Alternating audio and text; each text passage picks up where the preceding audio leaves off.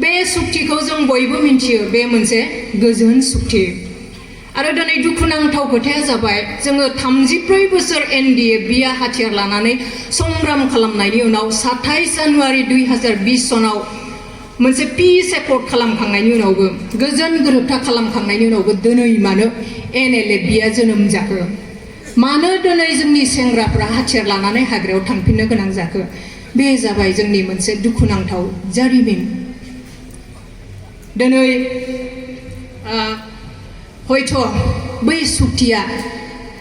जोंनि थाखाय हारिनि थाखाय NLFBनि थाखाय गनायथाव जानायमोनब्ला हयथ' दिनै NLFBआ जोनोम जानाय नङामोन दिनै बेबायदि हयथ' जोङो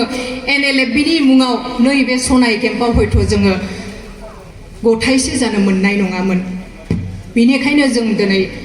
बुंनो बाध्य जादों साननो बाध्य जादों बे सुक्तिया जोंनि थाखाय गोजोनथाव नंमारा नामा बे सुक्तियाव बर' हारिया लुबैनाय हास्थायनायखौ जों मोनमाराखै नामा दिनै NLFBनि जा सिमांमोन NLFBआ बर' हारिनि थाखाय जा सिमां लानानै बिथांमोना दावहा नांदोंमोन बिथांमोननि बे सिमाङा जाफुङाखिसै नामा होननानै जों दिनै साननो बाध्य जादों आरो बेनो सैथो दिनै जोङो बयबो नुदों जेब्ला एकर्ड जायो बयबो रंजादोंमोन सान्थि फैबाय जोंनि जायगायाव BTC ओनसोलाव जोंहा सान्थि फैबाय बर'फ्रा आरो मोनसे एकर्ड खालामनो हाबावबाय बर'फ्रा आरो जोङो माबा मोनसे गोदानहै मोनबावबाय होननानै जोङो रंजादोंमोन नाथाय जेब्ला नुबाय लासै लासै जे NLFBनि 34 बोसोर नांनायनि जे सिमांमोन जोंनि जे हारिखौ रैखा खालामनायनि जिथु जों मोन्थायनि थाखाय जोङो जुजिदोंमोन जे सिमांखौ लानानै दावहा होदोंमोन जे सिमांखौ लानानै जोंनि जोहोलावफोरा गावखौनो बाउसोमदोंमोन मुंख्लं जालांदोंमन बिनि फिथाइखौ दिनै NLFBआ मोनाखिसै बा जोंनि बर' रायजो राजाफ्रा मोनाखिसै आरो बेनि थाखायनो दिनै NLFBनि जोनोम आरो दिनै आङो बिथांमोनखौ बाख्नायगोन बिथां बि बक' एम बाथा आरो बिथांमोनजों लोगोसे जायफ्रा दिनै हारिनि थाखाय नांनो जुजिनो ओंखारबावदों बिथांमोन साफ्रोमखौबो आङो खर' गंलायनानै मान बावगोन आरो सिबिगोन खारन जोङो नुबोदों हारिखौ रैखा खालामनो सोरबा नङा सोरबा जों गसंनानै जोङो नांबाय थानांगोन जुजिबाय थानांगोन खारन जाय हारिया संग्राम खालामा बे हारिया मालाबाबो जौगाया बे हारिया मालाबाबो थांना थानो हाया खारन आन्दोलन खालामोब्लासो जोङो हारिनि थाखाय जुजियोब्लासो नाङोब्लासो जोंनि जिथु मोननांगौ मोन्थाय जों बेखौ मोननो हागोन दिनै BTC सुक्ति खालामनानै 2003 सनाव BLTआ जोंनो बर'फोरनो माबा मोनसेब्लाबो बर'नि सिमांखौ एसेब्लाबो सुफुंनो हानाय माबा मोनसे जोंनो होफैदोंमोन आरो बेखौनो लानानै दिनै बर'फ्रा 17-18 बोसोर मा खालामदोंमोन गावनि मानसिनि थाखाय खामानि मावनो हादोंमोन खारन जोंनि आखायाव गोहोआ दङमोन बेनिखाय जोङो गावनि मानसिफोरनि थाखाय गावनि जायगायाव नांगौ बादि जोंनो खायसे जोंनि सोलोंथाइ अनुष्ठानानो जा खायसे जोंनि गावनि मानसिफोरनि थाखाय फिसा बिला साख्रि बाख्रियानो जा बहाबा टिका थुलियानो जा जिखुनु लामाजों जोंनि हारिनि मानसिफोरखौ जोंनि गोरिब गुन्द्राफोरखौ एसेब्लाबो मा खालामनो हादोंमोन सहाय खालामनो हादोंमोन नाथाय दिनै जों नुबाय बे एकर्ड खालामखांनायनि उनाव जायखौ जोङो सान्थि सुक्ति पिस एकर्ड होननानै जोङो बयबो गनायदोंमोन बे पिस एकर्डनि उनावबो दिनै जोंनि गेजेराव सान्थिया फैयाखै माबोरै फैयाखै होननानै बुङोब्ला जाय सान्थि सुक्तियाव NLFBनि गायसनगिरि आफादगिरि जोंनिनो अनजाथाव मानाव गेदेर रन्जन दैमारि बिथाङाबो बे सान्थि सुक्तिनि जिथु MOS बेयाव बिथाङाबो मा खालामदोंमोन सागान होदोंमोन सहि खालामदोंमोन बिथांखौ जेलाव थानायनि उनावबो बिथांखौ जिउ जोबजासिम जेलाव सोना दोननायनि उनावबो भारत सोरखार आरो आसाम सोरखारा बर'नि जिथु समयसा बे समयसाखौ खनसे लागैनो फोजोबनो होननानै बर'नि जिथु जोंनि जायगा बे BTC ओनसोलाव बा आसामाव सान्थि लाबोनो होननानै खेबसे लागैनो बर'नि समयसाखौ समाधान खालामनो होननानै बिथांखौबो जेलाव थाब्लाबो सासे जिउ जोबजासिम साजा लानाय बिथांखौबो मा खालामदोंमोन जेलनिफ्राय सोरखारा जबरदस्ति दिहुननानै लांनानै सहि खालामहोदोंमोन बिथांखौ साननैनि गेजेराव कर्टनिफ्राय जेलनिफ्राय दिहुननानै लांदोंमोन जायखौ दिनै बोसोर बोसोर भारत सरकार आसाम सरकारा खालामाखै बिथांमोनखौ दिहुननो थाखाय नाथाय जेब्ला 2020 सननि 27 जानुवारियाव सहि खालामनो थाखाय बिथांमोना रेडि जाबाय बे समावहाय रन्जन दैमारि बिथांखौ नांगौ जानायखाय साननैनि गेजेराव कर्ट बहायब्रबनानै फज'ब्रबनानै मा खालामदोंमोन बिथांखौ जेलनिफ्राय दिहुननानै लांदोंमोन सोरखारा हायो थारमाने नाथाय दिनै जों मा नुबाय बेसेबा गोबाव बिसार खालामनायनि उनाव दाखालै सेप्तेम्बरनि 27 तारिखआव मा खालामबाय आरोबाव फिन बिथांखौ जेलाव सोफिननानै दोनबाय जिउ जोबजासिम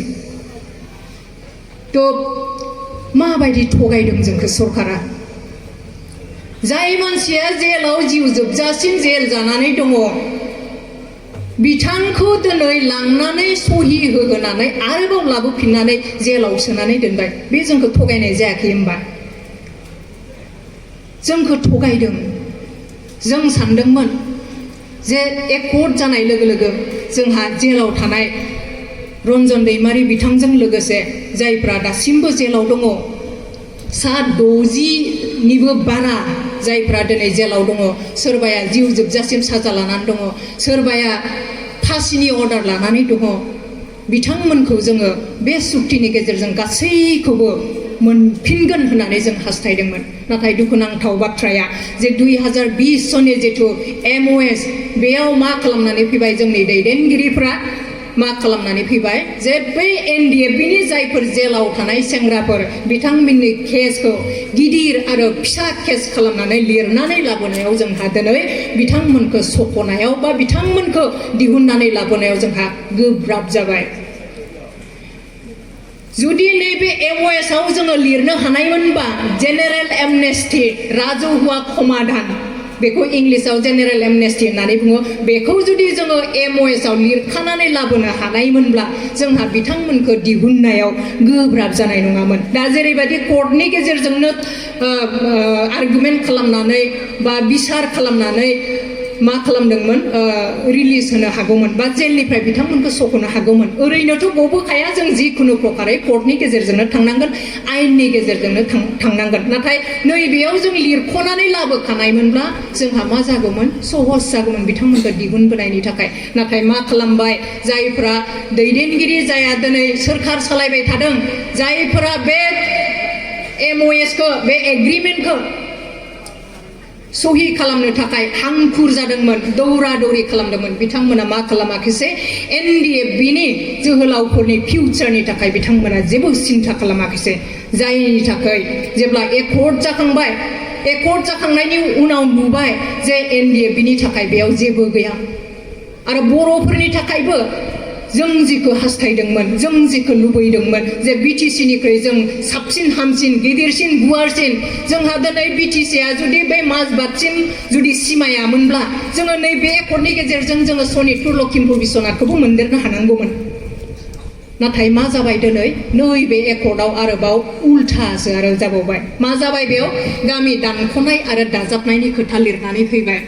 बेयाव जों दानख'नायनि खोथाखौनो रायखांनाङामोन मानो दानख'नो जोंलाय मोनखानायखौलाय आंनि हाया जुदि बिगाब्रै दंखायोब्ला बे हाखौ आङो दानख'नानै सोरनोबा हरगोन नामा बे हाखौथ' आं दानख'नानै हरनो हाया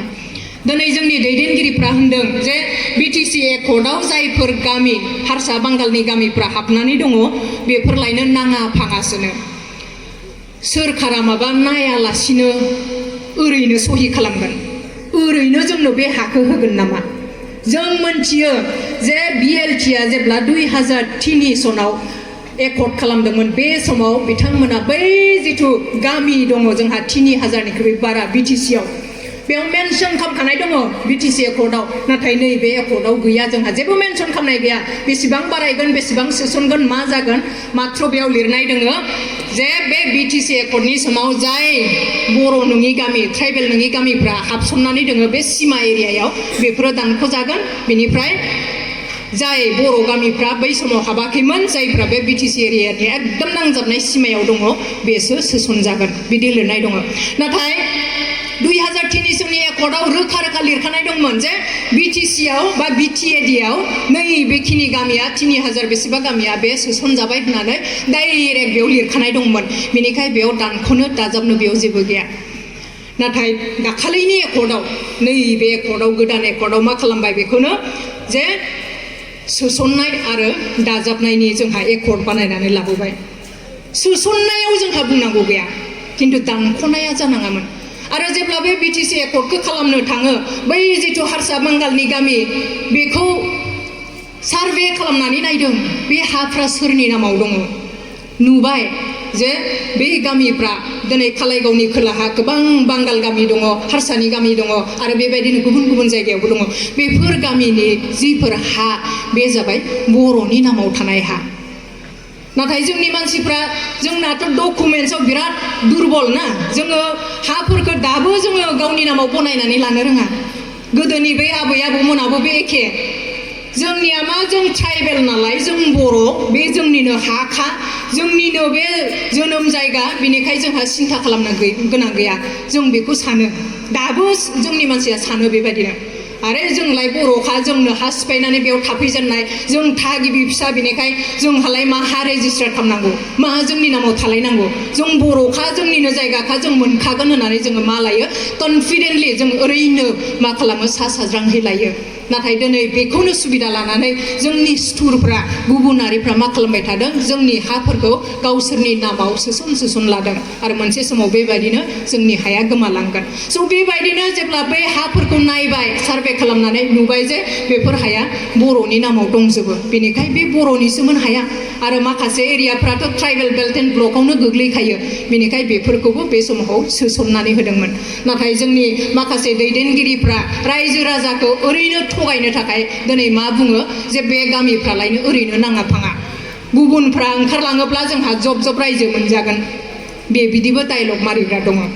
नाथाय खोथाया जाबाय दिनै बै मानसिफ्रा ओंखारलाङोब्ला बे गामिया ओंखारलाङोब्ला बे हाया ओंखारलाङोब्ला मा लाब जागोन जोंहालाय जुदि मानसिफ्रा थांनानै लायनो हाखौ जोंनो गालाङो अब्लानिया जोंहा लाब जागोन नङा होमबा किन्तु दानख'नाय मानिथ' हायासो दानख'जागोन मानसियाथ' दानख'जाया लायो थ' जोंहा मा लाब जागोन बे थाखानाय जिथु जोंनि बिटिएडि एरिया बेबो जोंनिया गुवारनिफ्राय गुसेबसो जानायनि लामायाव बेनिखायनो दिनै पिस एकर्ड जानायनि उनावबो आन्दलन खालामफिननो गोनां जादों गुबुन गुबुन दिनै सोरबाया NLFB दानानै हाथियार लानानै ओंखारफिननांगौ जाबाय सोरबाया दिनै सिटिजेन्स राइट फराम होननानै आफाद दानानै आन्दलन खालामनो गोनां जादों गोदोनि गोजाम जायफोरा PTCAनिफ्राय आन्दलन खालामनानै हारिनि थाखाय सेक्रिफाइस खालामबोदों बिथांमोनाबो दिनै ओंखारफिननो गोनां जादों उफाय गैया नङाब्ला जोंहा मा दङ जा दङ बेखौबो दिनै जुदि लांफिनजोबोब्ला जों बहा थागोन दिनै सोरबा नेपालिफोरनोबो हानि अधिकार होदों आरो नै दिनै सोरबा जायफोरा ट्राइबेल मोननो क्राइटेरिया मिलाया बिथांमोननोबो दिनै ट्राइबेल होगोन होननानै बुंगासिनो दङ थ' बेफोरबादि जायोब्ला जों बहा थागोन दिनै बिटिआरनि जिथु MOS जिथु पिस एग्रिमेन्टनि MOS बेयावबो मा लिरनाय दङ जे जोंहा BTCआव दा मा दङ 40टा MCLA दङ बेनिनो 30टाया ट्राइबेल रिजार्भेसन बेनिफ्राय नन ट्राइबेलनि साबा थायो गभर्नमेन्टनिफ्राय साबा थायो थ' बे 30टा जों मोनो बिदिब्ला 70% जों मोनो नाथाय बेयाव लिरदों जे एक्जिस्टिं जिथु ट्राइबेलनि रिजार्भेसन होल आसामाव जिथु जों मोनो 10% बे 10%आसो हयथ' मोनसे समाव जाहैगोन आरो बेयाव लिरनाय दङ जोंहा 40टानिफ्राय बिटिएडिनि जिथु MCLA जिथु सिट बेयो 60टा जाहैगोन थ' 60टायाव 10%ब्ला जों बेसेबां मोनगोन हिसाब खालामनानै नायदो जोंहा लाब जागोन ना लुकसान जागोन थ' बेफोरखौ जोङो मोजाङै रोखा फरायनानै नायालाबासिनो जों दिनै बेबादि एकर्ड मोनसे खालामनानै मा जादों जोंनि थाखानाय जिथु जायगा बेखौ जोङो लासै खोमानो थांगासिनो दङ दिनै सोरबाया बुंनो हागौ जे एकर्ड जाबाय NDFBआ 29 बोसोर 34 इयार्स 34 बोसोर संग्राम खालामबोबाय आन्दलन खालामबोबाय मानसि थैबाय मानोथो गोदान NLFB दाबावनांगौ जाखो जेब्ला बिथांमोना प्रथम खारजेनो न'निफ्राय ओंखारलांजेनो बे समाव गोबां कुइसन जादोंमोन लाब गैया दा हाथियार लानाय संगठन दानानै दिनै लाब लकसाना सोरनि थाखाय NLFBनि थाखाय नङा बिथांमोना सोरनिबा थाखाय हाथियार लादोंबा बिथांमोननि लाबनि थाखाय नङा रायजोनि थाखाय जोंनि बर' हारिनि थाखाय दिनै सोरबा नङा सोरबा सेफगार्ड होनांगोन नङाब्ला किन्तु गोमाजोबगोन